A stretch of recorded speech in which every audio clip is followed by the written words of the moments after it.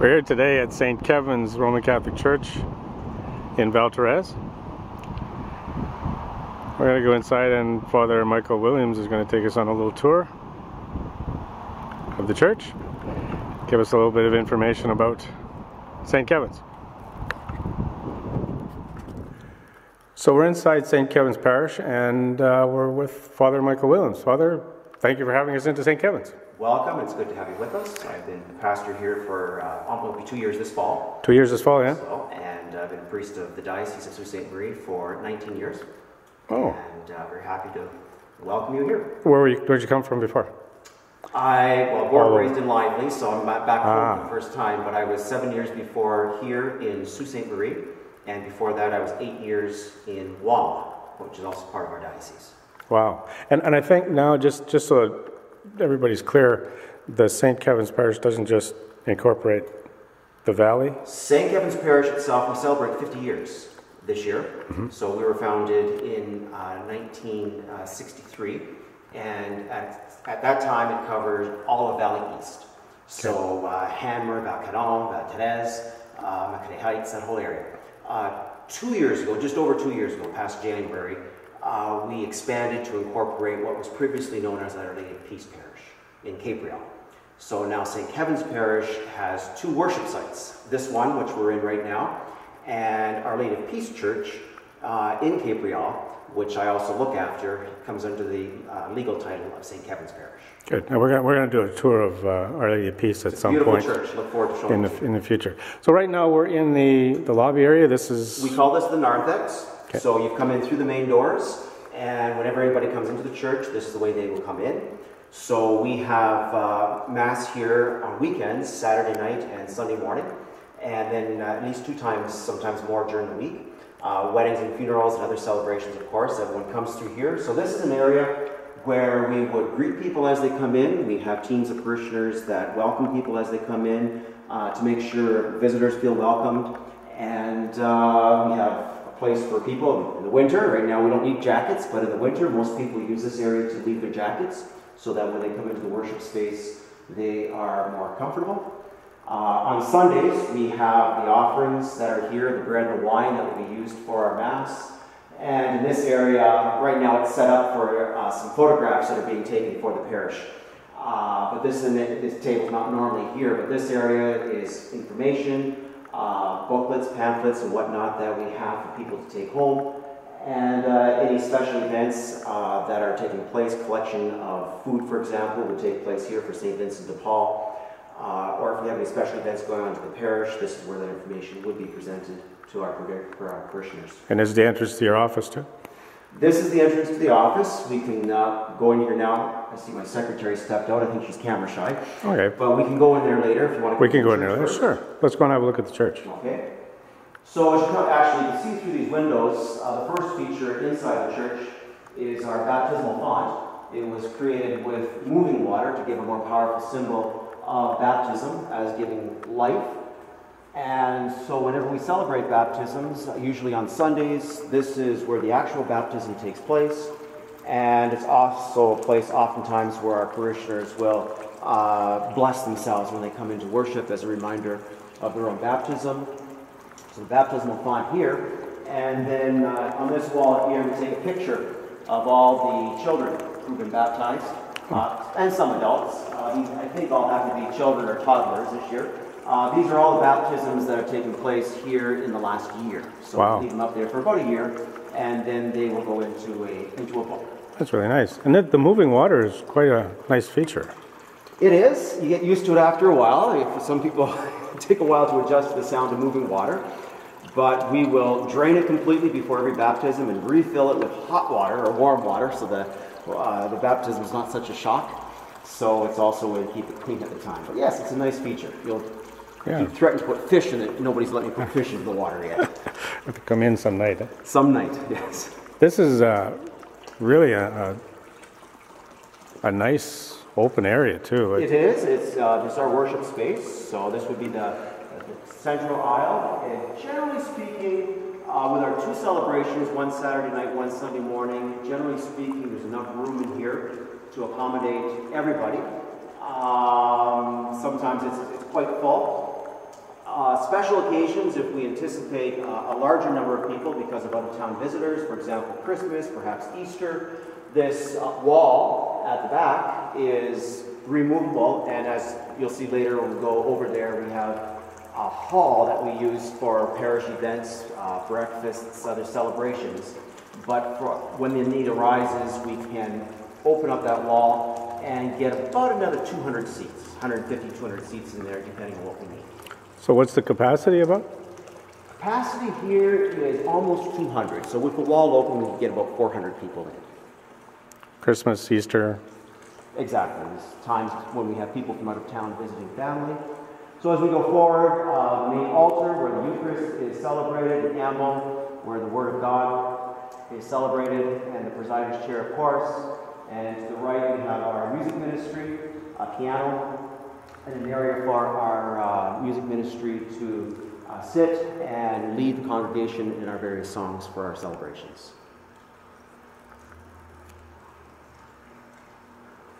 Depending on the season, we have the large enough, open enough area to decorate. We just actually came out of our Easter season, so most of the Easter flowers, you see some hydrangeas, are still surviving.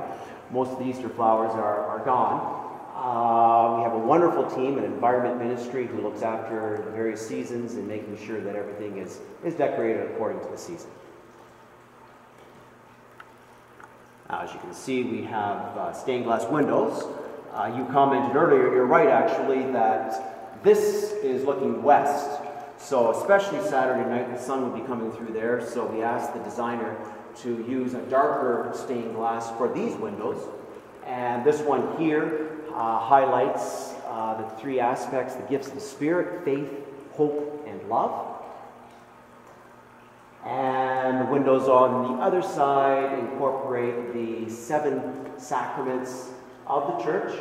So the 3 central sacraments of initiation: baptism, confirmation, Eucharist, marriage and vocation to the priesthood on the right side, and the anointing of the sick on the left side, along with the ministry service. They're beautiful.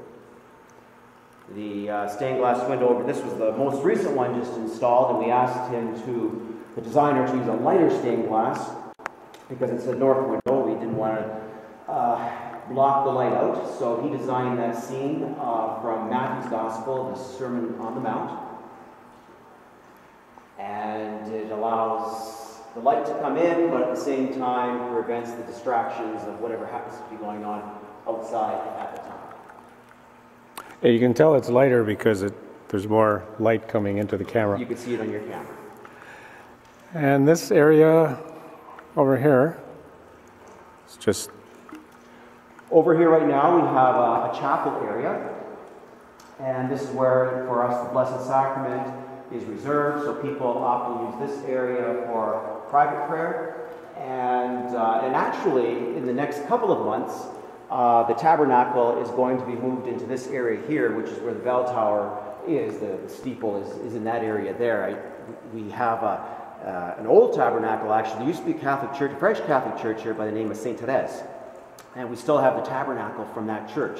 So I'm just in the process of doing some work on it, and it'll be placed here. And this area at that point will be turned into extra seating, which we do actually require. So we'll have some more seats in there for our Sunday celebrations. That's great. Now, if we come through this area... So we'll go into this area and go into the other part of the hall? This actually is where the vestry is, or the sacristy.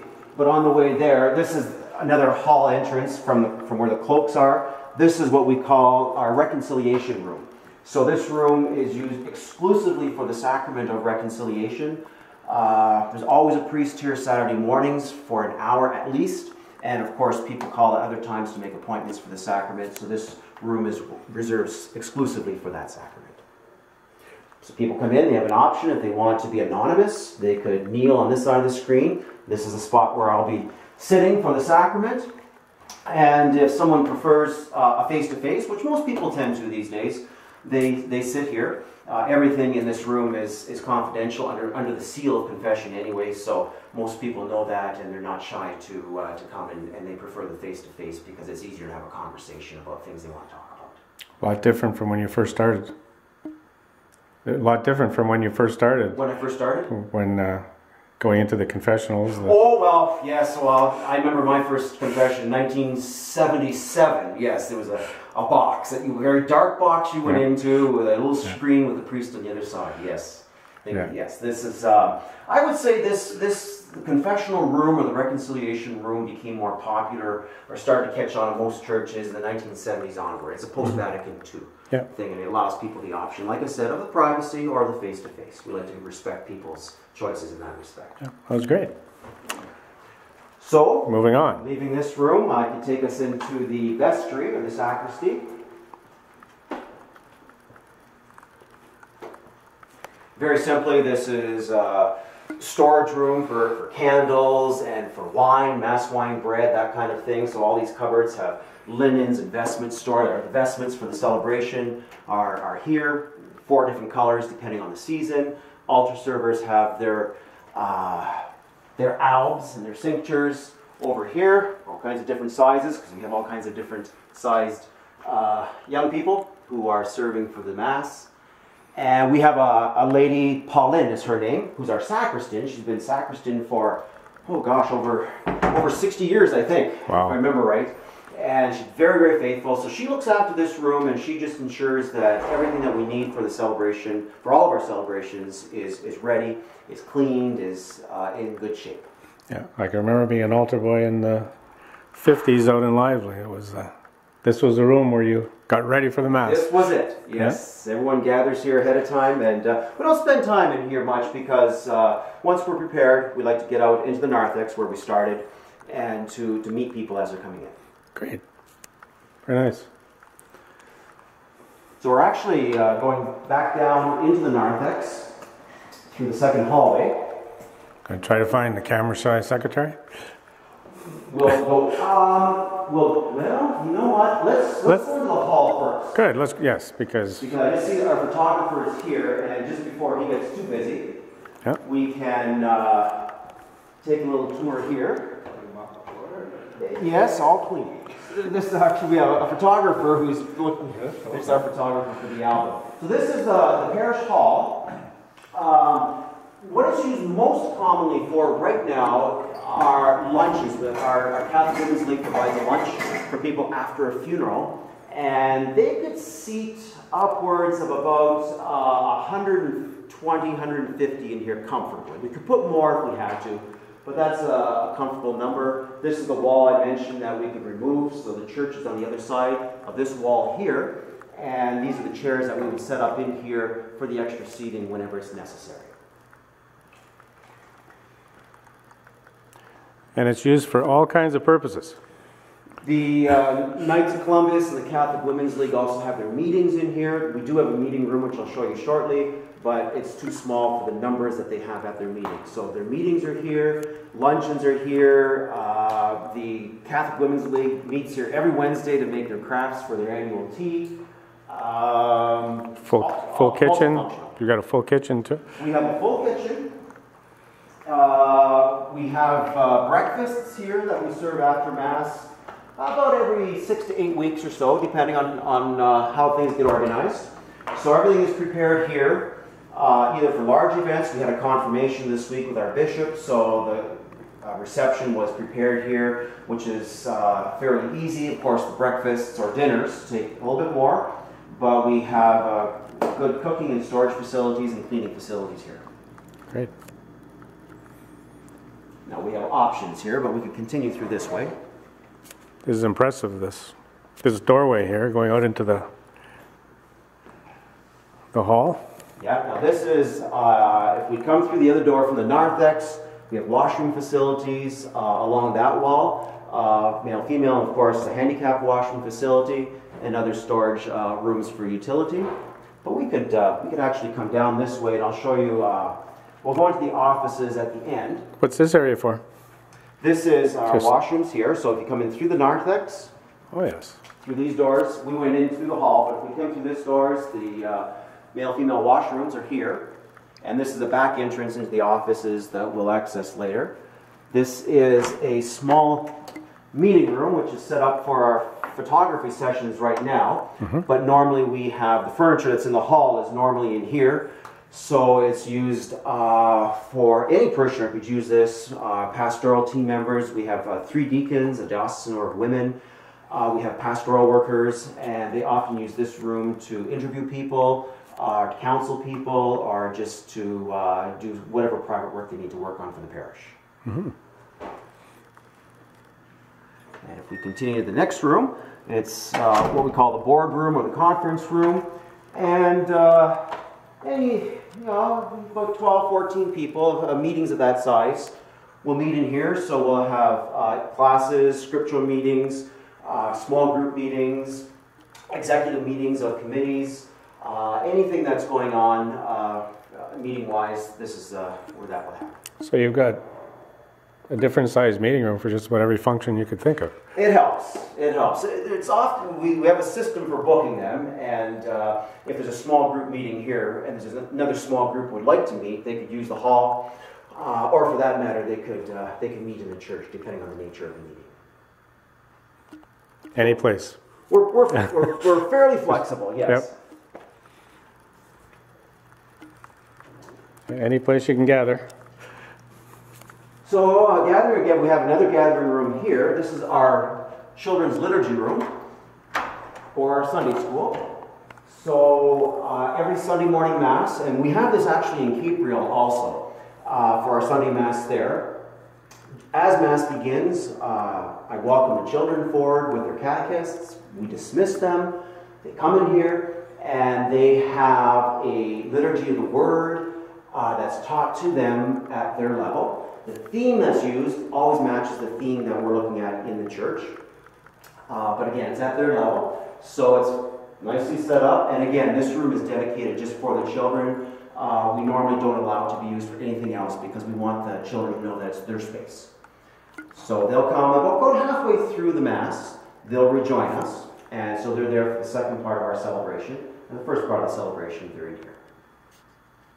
Very nice. Yes. Yeah, it does look warm. Well, we try to make it look like children's rooms. Right. We want to make sure that they know that it's theirs. Good job, too. So again, we have storage and utility rooms at this end. This is an emergency exit, obviously goes into the back. This parish, as I mentioned, was founded in 1953, or 1963, 50 years ago. This church, though, was built 17 years ago. So previously there had been a church in Valcaron and a church in Hammer. So 17 years ago, those two were sold. This one was built. And the idea would be that if the valley continued to grow and if the parish continued to grow, and we outgrew the space that we had, we can build out this way. So that's the only outside wall of the church that does not have brick on it. There's vinyl siding. The idea was it would be easier for us to, the vision was to build a larger hall of that. But right now, we probably don't need it. This one is sufficient for what we have, but it gives us the option if ever in the future we need to grow. Good planning. So all that's left now is the office area, I guess. All that's left now is the office area. So we're in the office now.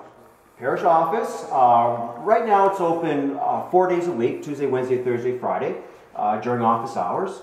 We do have a full-time secretary here during those hours who looks after us greeting the public. So when you phone here, she's the one that you're talking to, or when you come to the office to take care of any business that needs to be looked after. Trudy is also, our secretary, is also responsible for the administration, bookkeeping, record keeping, those aspects of the parish. So she's somewhere hard at work right now, but this is where she would be found most of the time. And then some of the utility rooms that I pointed out we use for storage for records and stationery and that sort of thing. Another utility room here. As we come down, we have a coffee area where she and I are able to keep ourselves full of caffeine as we go through the day. This is the Copier Room. So we do publish a bulletin each week, and that's where that publishing takes place, fax machine storage. Our bulletin actually is on our parish website also, so that's a new feature starting off at the beginning of this year. And as we continue down, I'm going to apologize for the mess in my office. We're just in the process of cleaning up some of the office space in Capriol, and a lot of it's made its way here right now. I don't see much of a mess. But, oh, well, for me this is a mess. But anyway, this is my office. So when I meet people, this is normally where I would meet them during the day. My workstation, and if people are talking to me on the phone, this is where they're usually talking to me from. So if they've never seen this place before, they now know where you're sitting. Now they know where the pastor hides out during the day. Yes. It's really well laid out, this it is. Administrative area. We have another washroom here, and this is actually an office that's used by, again, I pointed out the room next door that my pastoral workers and my pastoral team, my deacons and Dow use. They also have access to this office here. This gives them a little bit more privacy, gives them access to a computer, and those who are looking after our various programs, confirmation, first communion programs, for example, all the materials are stored in here, and they have a place to work in here. And after that, it's just the back entrance back into our... Just takes us back out. Back outside into our hallway. And there you have St. Kevin's Parish. No, this is, it really is a well laid out structure. Hi, Trudy. And we almost caught It's hard to find you. Is it? I'm so busy at work. Oh, it's great that you're just slaving away there. Trudy's very camera shy. I just want to hear the flow. You keep moving. Yes. Very smart. And I guess this is St. Kevin. This is an impression of St. Kevin. Yes, this is actually one of our parishioners. He's doesn't live in town anymore. This was made, 2003. He was only just a young lad when he did. I think he was only 16 years old or so when he created that. And he also created the impression of our Blessed Mother, which is down the ways a bit. Well, this has been great. I want to thank you, Father. It was Should mention his name. Jason Flamini was his name. great. Well, thank you very much for the tour. And My pleasure. you do have a website that is? We have a parish website. It is? It's stkevinparish.ca. Okay, and that'll be on the our website anyway, so people can link to it. Yeah, I'll link to that. Yeah. Okay, thank you very much for the tour. It was, My pleasure. it was very interesting. You're welcome.